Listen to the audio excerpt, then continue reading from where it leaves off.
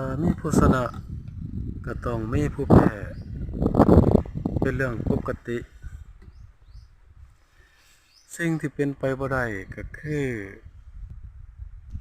จะให้รัฐบาลมาป้อนข้าวประชาชนให้อิ่มเบิดทุกคนนั่นคือสิ่งที่เป็นไปบ่ได้แม้นจะดีแสนดีก็เฮ็ดบ่ได้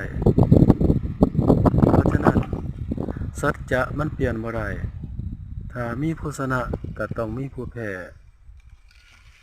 หน่วยตาของประชาชนคนไทยทั้งเบิดนั้นถ้าร่วมกันมันก็หลายตันบัดนี้จะให้รัฐบาลมาป้อนข้าวให้อิ่มเบิดทุกคนให้ถูกใจเบิดทุกคนมันเป็นไปบ่ได้นี่คือสัจธรรม